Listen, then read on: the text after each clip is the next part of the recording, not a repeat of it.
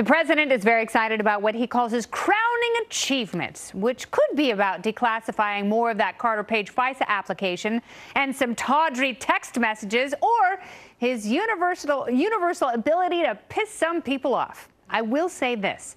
When John Brennan and Adam Schiff are in a group panty wad, you know you're on the right track. Brennan was the first to pop off about all this. I think Christopher Wray, Director of FBI, and Dan Coats, Director of National Intelligence, as well as Rod Rosenstein, who is overseeing this investigation, should push back against any directive that is going to have negative impact on our capabilities, as well as the investigation. So I think they should continue to push. What are they, on labor? If John Brennan wants Americans to divorce themselves of the notion of a deep state, he should probably stop saying dumb stuff like that. Adam Schiff, on the other hand, said, President Trump, in a clear abuse of power, has decided to intervene in a pending law enforcement investigation by ordering the selective release of materials. I have been previously informed by the FBI and Justice Department that they would consider their release a red line that must not be crossed, as they may compromise sources and methods. All right, Adam, two things here. One, legislators, career spies, and agency heads need to stop hiding behind the well-worn cloak of sources and methods. Just because you want to protect your power doesn't give you the right to withhold information that might expose you as an ambitious fraud. And two, if Schiff is worried about the egregious abuse of power, he has only himself and his colleagues to blame for abdicating their own power, as they've been buggered and bullied into concentrating way too much of it in the presidency. Quite a few of us have seen that coming for a while. Schiff for brains. Don't act outraged because you think power is being wielded by a contemptible, short-fingered simpleton. I love transparency so much, I'd like to cover D.C. in saran wrap and peep inside the ant farm. I want to see through the walls all the time, no matter who's in power or what the complaint of the week is. The test will be if this president is eager to wear this achievement crown to declassified documents when they're not exonerating, personal, or entirely favorable. Will that style of see-through still be sexy? And that's the memo. Earlier this year, Republicans and Democrats on the House Intel Committee put out dueling memos on the Carter Page FISA applications, and heavily redacted versions of those applications were released this summer. So will the president's order to release these declassified documents get us closer to the truth? Republican Congressman and Freedom Caucus member Andy Biggs joins me. Welcome back, Congressman Biggs. Thanks, Kennedy. What a monologue. That was great. Thank you. So what do we get from this declassification long term? Well, what you're going to get long-term is exactly what would be a crowning achievement. I think it's an attempt, and you might get a cleaning up of the corruption at the highest levels of the FBI and DOJ.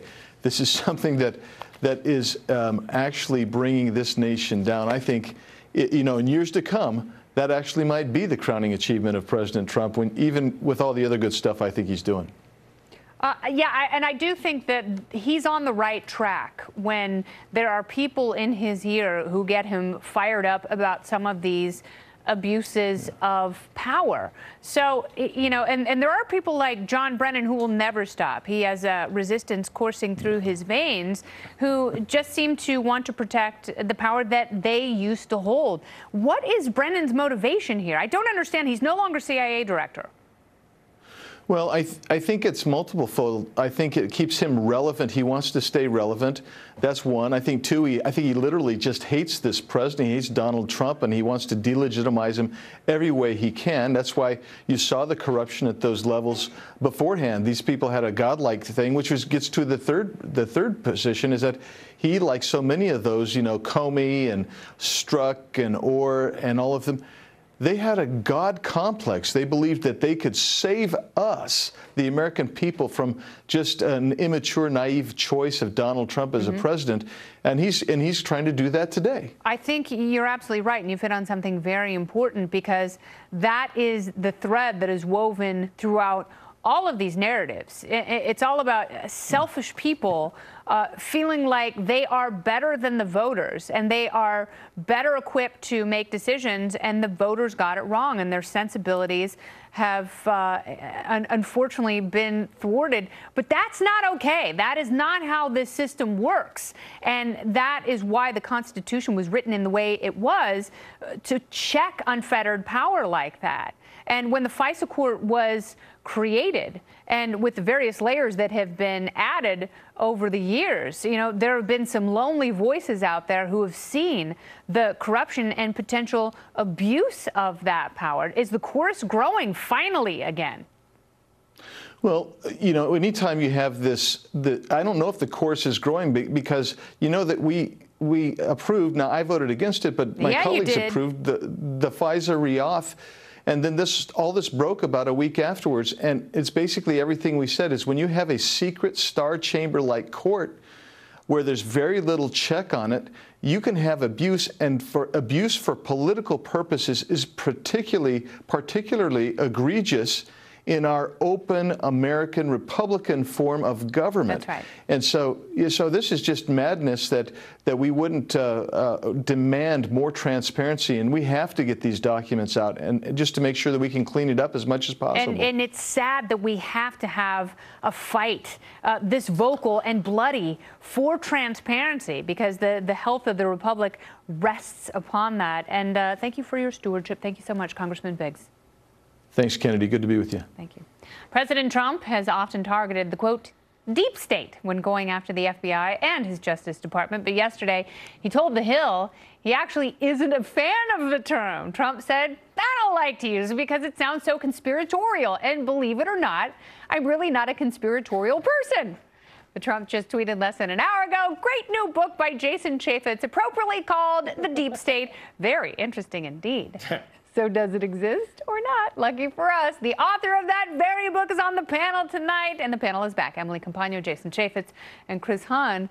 So Congressman Chaffetz, is the deep state real? Yes, it is. I mean, Donald Trump just said so. I hadn't seen that tweet, so I'm glad to have the president. Look, I tried to put a definition to what it is, and it is real. I went to Congress. I didn't know what it was, if it was real. Sure. But there are groups of people who have made a concerted effort to do exactly what Director Brennan said. That is, push back. No matter what the president says, they're going to move forward on their own agenda. They're brazen. They will embarrass. They don't want exposure. They don't want accountability. And they rarely ever get prosecuted or dismissed as a federal employee. Now, and some of the actors who are most vocal seem very defensive. You know, I look at John Brennan, and someone who's that defensive, it's one thing if Tom Perez is making these statements, or Kirsten Gillibrand, because she's a Democrat, she wants to run for president. That's natural. It is unnatural for a former CIA director to be this defensive, because it looks like he's hiding something. So I'm with you. I believe that all this stuff should be public. I would say hide the sources, hide the methods to the best you can. Real actual particular ones, sources and real methods. Yeah, ones. People who are actually risking their life to get information for this country should be protected at all costs by everyone. I'm not happy with the reason the president's doing this. He's doing it clearly for political reasons, but I think we have far too much classified in this country. The public deserves to have access to far more than it does, and there are way too many things secretive going on in our government. That said, I mean, the deep state, the difference between deep state and professionals working within our government to keep this country running are two very separate things. And the Constitution, the founders thought of this. This is ambition counteracting ambition. It's not just between the branches of the government. It's also between the government itself, people who work for the government, who believe in this country, who want to move it forward. And, you know, people who work in the government long term. Your thoughts, Emily? Yeah, a couple of things. So first of all, when I was acting director in a top 10 agency, I was conscious every day, all day, that I was a steward of the taxpayers' dollars. And I feel like it's kind of touching on what we talked about earlier, where this me against the world syndrome has made so many of these talking heads forget on the Hill right now, forget who they're actually working for. It's not themselves, and they have this hero complex, and they're forgetting everyone who paid for them to be there, and that every decision that they make is on behalf actually of the taxpayers. And I feel that opacity, I agree with you, that it dovetails in with who have all of these questions left. It's the taxpayers. I want to know why we deserve to know. I mean, that's why there are FOIA requests, and so many of them have gone unanswered by a multitude of. We got to go. I'm going to come back to you guys in just a little bit. The panel is returning after the break. An embarrassment of riches